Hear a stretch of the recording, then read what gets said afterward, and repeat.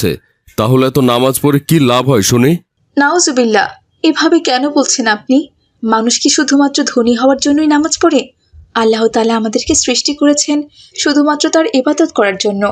তাই আমরা নামাজ পড়ি। এর সাথে সংসারের অভাব দূর হওয়া না হওয়ার কি সম্পর্ক বলুন তো?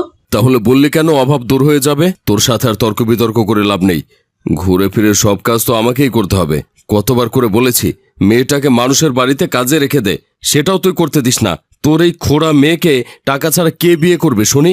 এভাবে খেয়ে না খেয়ে বেঁচে থাকলে কি আর দিন চলবে? টাকা ছাড়া পৃথিবীতে কোনো কিছু হয় না। কিভাবে 2 টাকা রোজগার করতে হবে সে চিন্তা তো তোদের কারো মাথায় নেই। সব জ্বালা তো আমারই, আর খাবই না। তোর এই শুকনো রুটি আর মোলার তরকারি তুই খা। এই বলে ওয়াসিম রাগ করে কাজের খোঁজে বেরিয়ে পড়ে। সে অনেকের কাছে কাজ খুঁজতে যায়, কিন্তু কোথাও কোনো কাজ পায় না। অবশেষে সারাদিন ঘুরে ফিরে রাতে সে বাড়িতে চলে আসে। আর রাতের বেলা, আয়শা, তাড়াতাড়ি দরজা খোলো, বাইরে ভীষণ ঠান্ডা। কি হলো, ঘুমিয়ে পড়েছো নাকি? তাড়াতাড়ি দরজাটা খোলো।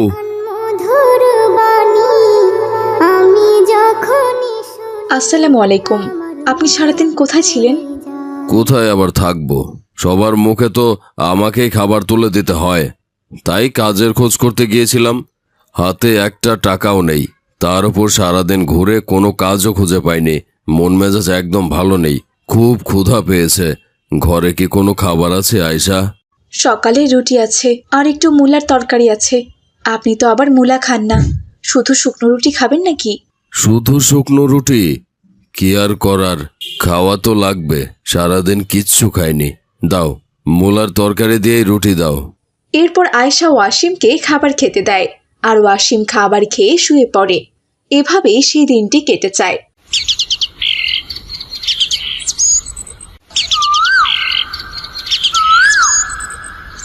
পরদিন সকালবেলা ওয়াসিম আবারও কাজ খুঁজতে বের হয়, কিন্তু সে কোথাও কোনো কাজ খুঁজে পাচ্ছিল না। আমার স্ত্রী সন্তানরা আল্লাহ তাআলাকে তো সব সময় ডাকে, তারপরেও আমাদের সংসারে এত অভাব কেন? আল্লাহ তাআলা, কেন আমাদের অভাব দিয়ে শাস্তি দিচ্ছ? হে আল্লাহ, তুমি আমার উপর অসন্তুষ্ট হইও না, নয়তো যে আমি ধ্বংস হয়ে যাব। আমি আসলে মন থেকে এসব কথা বলি না, অভিমান করে বলি। দয়া করে আমাকে একটা কাজের খোঁজ পাইয়ে দাও আল্লাহ। এই বলে ওয়াসিম কিছু দূর যেতেই দেখতে পেল একটা কারখানায় অনেক শ্রমিকরা কাজ করছে। আসসালামু আলাইকুম, ভালো আছেন ভাই? আলহামদুলিল্লাহ, ভালো আছি অসীম। তা তুমি হঠাৎ এখানে কেন? আসলে ভাই, আমার একটা কাজের খুব প্রয়োজন। বেশ কিছুদিন থেকে আমার কোনো কাজ নেই, তাই খুবই চিন্তায় আছি। কি করব কিছুই বুঝতে পারছি না। কদিন ধরে এখানে ওখানে কাজের খোঁজ করছি, কিন্তু কোথাও কোনো কাজ পাচ্ছি না। আপনি যদি আপনার কারখানায় আমাকে শ্রমিকের কাজ দিতেন তাহলে আমার খুব উপকার হতো। কিন্তু এখন তো আমার লোক লাগবে না। আমার যখন লোকের দরকার হয় তখন আমি কাউকে খুঁজে পাই না, আর যখন লোক থাকে না তখন সবাই কাজের জন্য চলে আসে। কিছু মনে করো না ওয়াসিম, আমি তোমাকে কাজটা দিতে পারলাম না। মহাজনের কাছে এমন কথা শুনে ওয়াসিম সেখান থেকে মন খারাপ করে বেরিয়ে পড়ল, আর একা একা হাঁটতে হাঁটতে বলতে লাগলো, আমি সব সময় আল্লাহ তাআলার উপর রাগ করে উল্টাপাল্টা কথা বলি, বিধায় আল্লাহ তাআলা হয়তো আমাকে এত বড় শাস্তি দিচ্ছেন। আমি অনেক বড় ভুল করেছি, তুমি আমাকে মাফ করে দাও খোদা। আমি আর কখনোই কোনো বাজে কথা বলবো না। তুমি আমাকে একটা সুযোগ দাও আল্লাহ, আমি নিজেকে পরিবর্তন করতে চাই। শুধু একটা কাজ পাইয়ে দাও না আল্লাহ।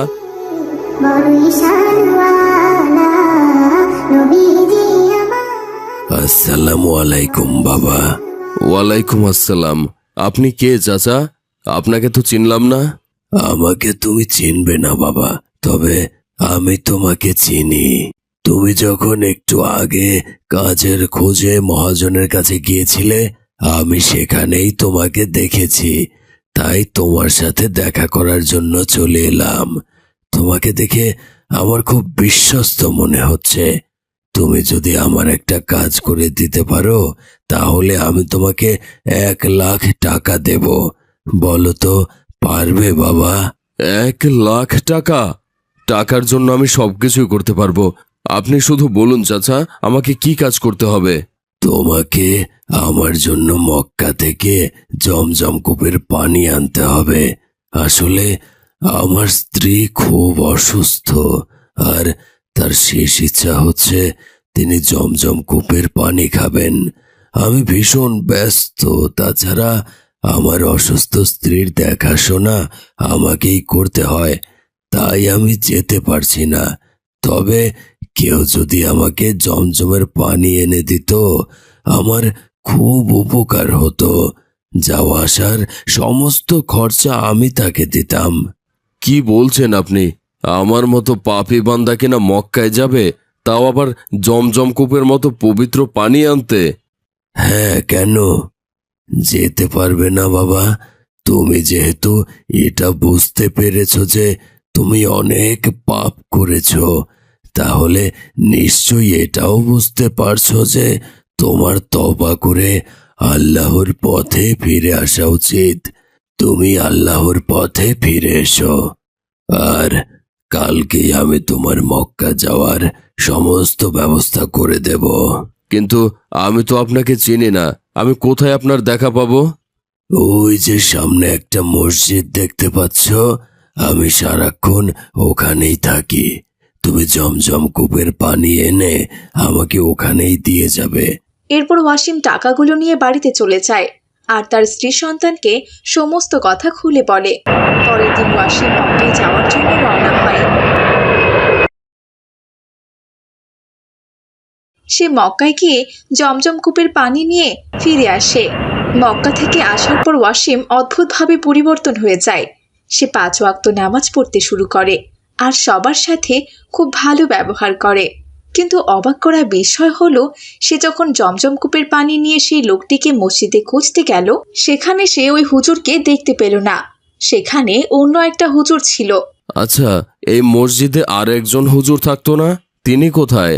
আপনার কোথাও ভুল হচ্ছে ভাই। আমি ছাড়া এই মসজিদে তো আর কোনো ইমাম নেই। 10 বছর ধরে এই মসজিদে তো শুধু আমি ইমামতি করি। এসব আপনি কি বলছেন? একজন হুজুর এখানে ছিল, তিনি আমাকে মক্কা থেকে জমজম কূপের পানি আনতে বলেছিল। আমার মক্কা যাওয়ার সমস্ত খরচ সেই দিয়েছে। এই দেখুন, আমি জমজমের পানি সাথে করে নিয়ে এসেছি। তবে হ্যাঁ ভাই, আমাদের এই মসজিদে একটা ভালো জিন থাকে। ও কোনোদিন কারো ক্ষতি করে না। ও এই মসজিদে নামাজ পড়ে, আবার মাঝে মধ্যে অনেকের উপকার করে। আমার মনে হচ্ছে সেই জিন রূপ বদলে ইমাম সেজে আপনাকে মক্কায় পাঠিয়েছিল আপনাকে পরিবর্তন করার জন্য। আচ্ছা যাই হোক, আপনি যেহেতু মক্কা থেকে জমজমের পানি এনেছেন, সেই পানিগুলো আপনি আমাকে দিয়ে যান। জমজমের পানি অনেকেরই উপকারে লাগে। কেউ চাইতে আসলে আমি তাদেরকে দিব ইনশাআল্লাহ। আল্লাহর রহমতে জমজমের পানি যে খাবে তার সকল মনের আশা পূরণ হয়ে যাবে। হুজুরের এমন কথায় ওয়াসিম আর কোনো কিছুই বলে না। সে বুঝতে পারে যে আল্লাহ তাআলা হয়তো তাকে হেদায়েত দান করেছে। সে হুজুরকে জমজম কূপের পানি দিয়ে সেখান থেকে চলে যায়। আর পরদিন থেকে সে মসজিদে এসে 5 ওয়াক্ত নামাজ পড়ে আর আল্লাহ তাআলার রহমতে সে কাজের খোঁজও পেয়ে যায়।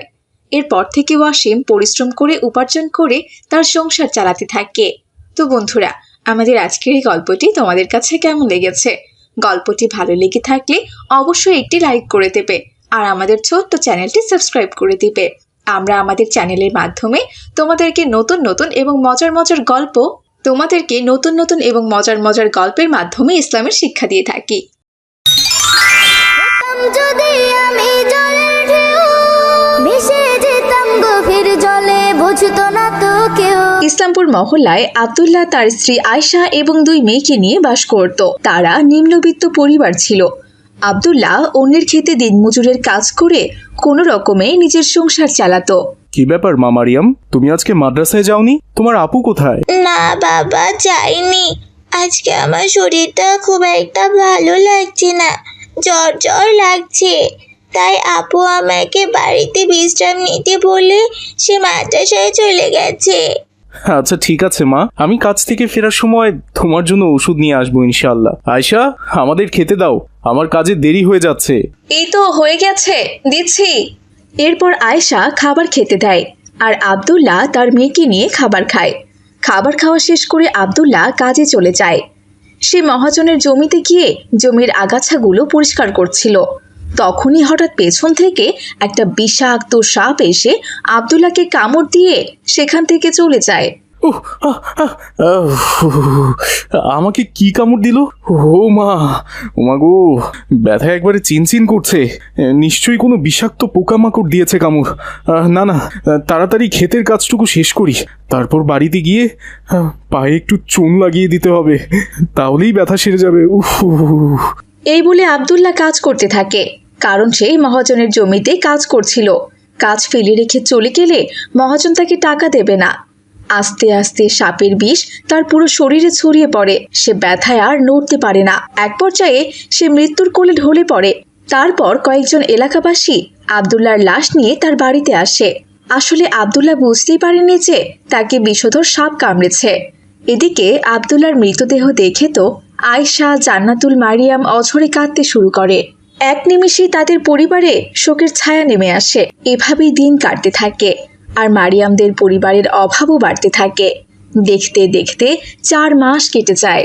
যদি না আসে গভীর রাতে, প্রভুর প্রেমে জাগো তাসবিহাতে। শোনো বোন আয়েশা, তোমার স্বামী মারা যাওয়াতে এতদিন আমি তোমাদের প্রতি অনেক সদয় দেখিয়েছি, কিন্তু এখন আর আমি পারছি না। আমারও তো টাকা পয়সার দরকার, তাই আমি এই ঘরটা ভাড়া দিয়ে দিয়েছি। নতুন ভাড়াটিয়া উঠবে।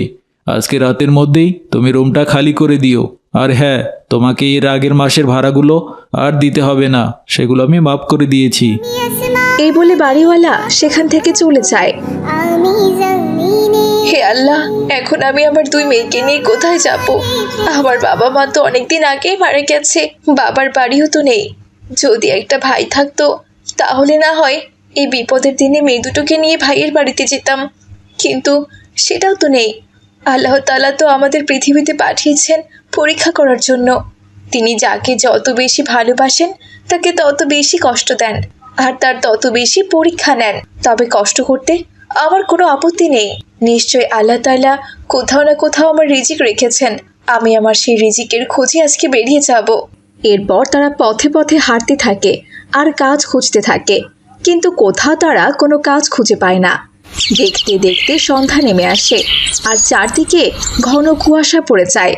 দিনের বেলা রোদ থাকায় তারা শীতের কষ্ট তেমন একটা বুঝতে পারেনি, কিন্তু সন্ধ্যায় চারদিকে কুয়াশা আর ঠান্ডা বাতাস থাকায় শীত আরো বেশি পরিমাণে লাগছিল। তারা দ্রুত তাদের জন্য একটা আশ্রয়স্থল খুঁজতে লাগলো। মা, ও মা, আমার খুব ঠান্ডা লাগছে। ও, আমি আর এই ঠান্ডা বাতাস সহ্য করতে পারছি না। মা, কিছু একটা করো না তুমি। ওই তো সামনে একটা সিমেন্টের বড় পাইপ দেখা যাচ্ছে, চল মা, আমরা সেখানে গিয়ে আশ্রয় নেই। এতে হয়তো বাতাস একটু কম লাগবে। এরপর তারা সেই সিমেন্টের পাইপের ভেতরেই আশ্রয় নেয়। আমার খুব খিদে পেয়েছে মা, সারাদিন তোমার সাথে হাঁটতে হাঁটতে খুব ক্লান্ত হয়ে গেছি। আমার পাটাও ব্যথা হয়ে গেছে, আমাকে একটু খাবার দাও না মা। হ্যাঁ মা, আমারও খুব খিদে পেয়েছে। সারাদিন কি না খেয়ে থাকা যায় বলো? ঠিক আছে রে মা, আমি দেখছি খাবারের কোনো ব্যবস্থা করতে পারি কি না।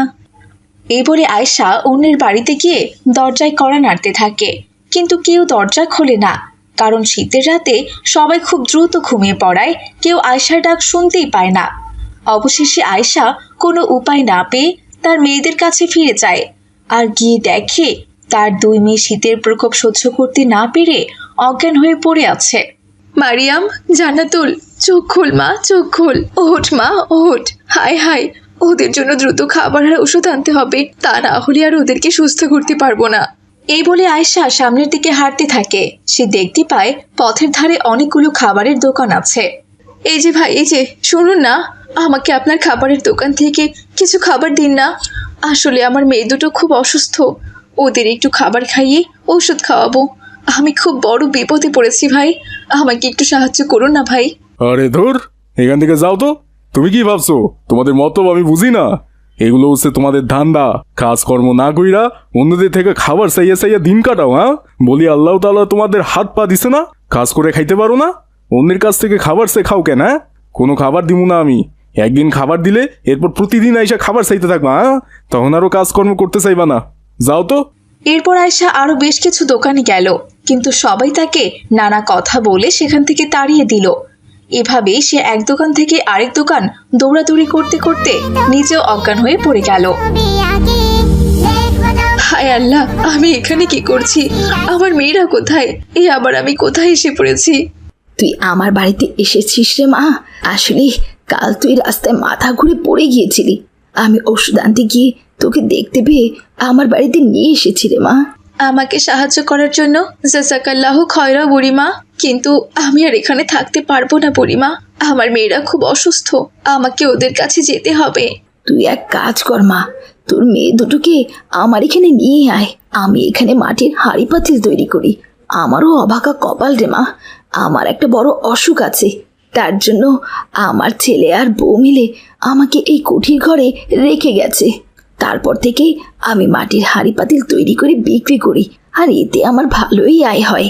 কাল থেকে না হয় তুইও আমার সাথে হাঁড়ি পাতিল তৈরি করবি। যা মা, তুই তোর মেয়েদেরকে নিয়ে আয়। এরপর বৃদ্ধার কথা মতো আয়েশা তার 2 মেয়েকে নিয়ে বৃদ্ধার বাড়িতে আসে। এরপর থেকে আয়েশা ওই বৃদ্ধার সাথে মাটির হাঁড়ি পাতিল তৈরি করে বিক্রি করে, আর তার 2 মেয়েকে মাদ্রাসায় ভর্তি করিয়ে দেয়। এভাবেই দিন কাটছিল। একদিন বৃদ্ধাও মারা যায়। তারপর থেকে আয়েশা হাঁড়ি বানানোর কাজ নিজেই সামলাতে থাকে, আর ভবিষ্যতের জন্য কিছু টাকা সঞ্চয় করতে থাকে। দেখতে দেখতে 10টি বছর কেটে গেল। এই 10 বছরের মধ্যে আয়েশা তার মেয়ের বিয়ে দেওয়ার জন্য বেশ কিছু টাকা সঞ্চয় করেছে, আর সে ছোট্ট কুঠির ঘরকে দালান বাড়ি বানিয়ে ফেলেছে। এখন তার মেয়েরাও অনেক বড় হয়ে গেছে। মারে, তোদের বিয়ের জন্য ভালো সম্বন্ধ এসেছে। ছেলের পরিবার অনেক ভালো, আর ছেলেরাও খুব ভালো। তারা 2 ভাই, আর তাদের 2 ভাইয়ের জন্য তাদের বাবা মা তোদের 2 বোনকেই পছন্দ করেছে। তোদের এই বিয়েতে কোনো আপত্তি নেই তো? না মা, তুমি আমাদের জন্য যা করবে আমরা তাতেই খুশি, কারণ আমরা জানি তুমি সবসময় আমাদের জন্য সঠিক সিদ্ধান্তই নেবে। এরপর আয়েশা পাত্রপক্ষের সাথে সব কথা ফাইনাল করে নেয়, আর শুক্রবারে জুমার নামাজ শেষে তাদের 2 বোনের বিয়ে হয়ে যায়। মেয়ে বিয়ে দিয়ে আয়েশা চিন্তামুক্ত হয়। এখন আয়েশার শুধু একটাই চিন্তা, কি করে সে বাকি জীবনটাতে আল্লাহ তাআলার সন্তুষ্টি অর্জন করবে। এরপর থেকে আয়েশা টুকটাক করে মাটির বাসনপত্র তৈরি করত, আর নিজে 5 ওয়াক্ত সালাত এবং অন্যান্য ইবাদতে মশগুল হয়ে থাকত। খুব খুব পড়ো, হতে হবে বড়। তুমি তো এই মিলি শোন, আমি শুনলাম আজকে নাকি আমাদের নতুন টিচার আসবে। আমিও তো তাই শুনছিলাম। দেখা যাক কে আসে, তবে যে আসুক সে যেন খুব ভালো হয়, আর আমাদের যেন খুব আদর করে, একদম সাবিহা ম্যাডামের মতো। গুড মর্নিং স্টুডেন্ট, আমি হলাম তোমাদের নতুন টিচার। আমার নাম নাদিম, আর এখন থেকে আমি তোমাদের ক্লাস নেব। আরে, ক্লাসে এত সুন্দর বার্গারের ঘ্রাণ কোথা থেকে আসছে? তোমরা কেউ কি টিফিনে বার্গার নিয়ে এসেছো নাকি? জি স্যার, আমি এনেছি, আপনি খাবেন? সে আবার জিজ্ঞেস করার কি আছে? বার্গার আমার খুব পছন্দ। দাও দাও দাও, তাড়াতাড়ি দাও। এরপর সায়েম তার টিফিন বক্স বের করে। স্যার, এখানে 2টো বার্গার আছে, একটা আলু বার্গার আর একটা চিকেন বার্গার। একটা বার্গার আপনি খান, আর একটা বার্গার আমার জন্য রেখে দিন, আমি টিফিনের সময় খাবো। কিন্তু নাদিম স্যার সাইমের কোনো কথা না শুনে গপ গপ করে বার্গার খেতে শুরু করে দিল। আর খাবারের ধরন দেখে সব ছাত্রছাত্রীরা তো অবাক হয়ে গেল। নাদিম স্যার 2 মিনিটের মধ্যে 2টা বার্গারই সাবার করে ফেলল। একে স্যার, আপনি তো 2টো বার্গারই খেয়ে ফেললেন, তাহলে আমি টিফিনের সময় খাবো কি? আরে, এত চিন্তা করার কি আছে সায়েম? আজ না হয় তুমি তোমাদের বন্ধুদের কাছ থেকে টিফিন খেও। আমরা যখন স্কুলে পড়তাম, আমরা সব বন্ধুরা একে অপরের সাথে শেয়ার করে টিফিন খেতাম, বুঝেছ? তোমরা একটু ওয়েট করো, আমি অফিস রুম থেকে মার্কারটা নিয়ে আসছি। এই বলে নাদিম স্যার অফিস রুমে চলে যায়। আরে, এই নতুন ছাত্র দেখছি পুরাই খাদক। কেমন 2 মিনিটে গপ গপ করে আমার 2টো বার্গার সাবার করে দিল। সায়েম, তুই চিন্তা করিস না রে, আমি আজকে বেশি করে টিফিন নিয়ে এসেছি, তুই বরং আমার টিফিন খাস। সে না হয় খাবো জান্নাতুল, কিন্তু আজ পর্যন্ত আমি কোনো স্কুল টিচারকে এমন ছাত্রদের কাছ থেকে খাবার চেয়ে নিয়ে খেতে দেখিনি। এই স্যারকে দেখে তো আজব স্যার মনে হচ্ছে। খেয়ে দিয়ে কেমন পেটটা মোটা করেছে, ভুঁড়িটা মনে হয় পেট থেকে বেরিয়ে আসবে। কি যে বলিস না সায়েম, আল্লাহ তাআলা ওনাকে স্বাস্থ্য দিয়েছে।